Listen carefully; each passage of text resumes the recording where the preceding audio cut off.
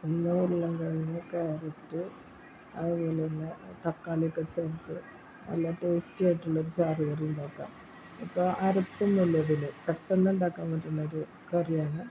അപ്പോൾ നമുക്ക് ആദ്യം ചട്ടി ചൂടായി വന്നിട്ട് ഒരു 1.5 ടേബിൾ സ്പൂണ് വെളിച്ചെണ്ണ ഒഴിച്ച് കൊടുക്കുക. അതായി വന്നപ്പോൾ ഒരു സ്പൂണ് കടുക് ഇട്ട് കൊടുത്തിട്ടുണ്ട്, 1/4 ടീസ്പൂണ് ജീരകം ഇട്ട് കൊടുത്തിട്ടുണ്ട്.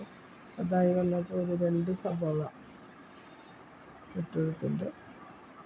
ഒരു കഷ്ണം അരിയാത്ത ഉണ്ടാക്കാൻ ഇരിക്കുക.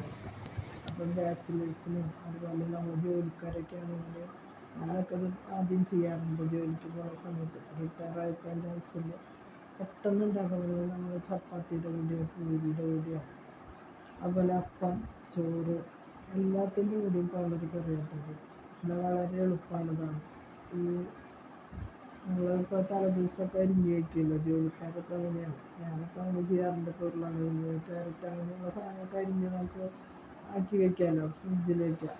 അപ്പോൾ അതെടുത്ത് കഴിഞ്ഞാൽ നമുക്ക് പെട്ടെന്ന് ഉണ്ടാക്കാൻ പറ്റുന്ന ഒരു കറിയാണ്. അപ്പോൾ ഞാൻ ഇഞ്ചി ഒരു ചെറിയ കഷ്ണം, അതുപോലെ വെളുത്തുള്ളി ഒരു അരക്കുടം വെളുത്തുള്ളി, 3 പച്ചമുളക് ഇട്ട് കൊടുത്തിട്ടുണ്ട് കേട്ടോ. സവാള ആയി വന്നപ്പോൾ അത് നന്നായി വഴന്ന് വരട്ടെ, ആ വെളുത്തുള്ളിയുടെ മണമൊക്കെ പോകണം കേട്ടോ. വളരെ സിമ്പിളാണെങ്കിലും ഇങ്ങനെയൊക്കെ ഒന്ന് ചെറിയ കാര്യങ്ങൾ നോക്കിയാൽ മതി. അപ്പോൾ വേപ്പല ഇട്ട് കൊടുത്ത് ഞാൻ വറ്റൽമുളക് പൊട്ടിച്ചിട്ട് കൊടുത്തിട്ട് 1 സ്പൂണ് മല്ലിപ്പൊടി, 1/4 ടീസ്പൂണ് മഞ്ഞൾപ്പൊടി, 1 സ്പൂണ് മുളക് പൊടി. എന്നിട്ട് അതിൻ്റെ പച്ചമണം പോകണ വരെ ഇളക്കി കൊടുത്തതിന് ശേഷം 2 തക്കാളി ഇട്ട് കൊടുക്കുക. നന്നായി വഴറ്റിയെടുക്കുക.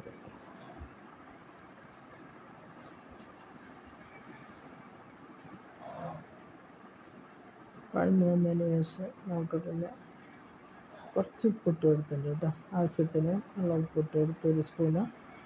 പിന്നെ കുറച്ച് കുരുമുളക് പൊടി, 1/2 സ്പൂണ് കുരുമുളക് പൊടി, 1 സ്പൂണ് ഗരം മസാല, 1 കപ്പ് വെള്ളം. പിന്നെ ഉരുളൻകിഴങ്ങും ക്യാരറ്റ് അരിഞ്ഞ് വെച്ച് ഇട്ട് കൊടുക്കുക.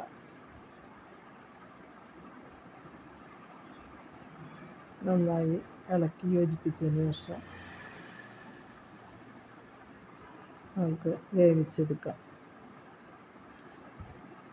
ഇതിനുള്ള ഗുണം എന്ന് പറഞ്ഞാൽ നമുക്ക് ഉപ്പൊക്കെ പാകമാണ്. അപ്പം മൂടിയിട്ട് നമുക്ക് വേവിച്ചെടുക്കാം. അത് വെന്ത് വരട്ടെ. വെന്ത് വരുമ്പോൾ നമുക്ക് പ്രത്യേകിച്ചൊരു കാച്ചിലോ ഒന്നുമില്ല. തുറന്ന് കഴിഞ്ഞാൽ നമ്മുടെ കറി റെഡി. അപ്പോൾ വളരെ ഈസി ആയിട്ട് ഉണ്ടാക്കാൻ പറ്റുന്ന ഒരു വളരെ ടേസ്റ്റി ആയിട്ടുള്ള കറിയാണ്. നിങ്ങൾക്ക് ഇഷ്ടപ്പെട്ടാൽ ലൈക്ക് ചെയ്യാനും ഷെയർ ചെയ്യാനൊന്നും മറക്കരുത്. Thank you, by.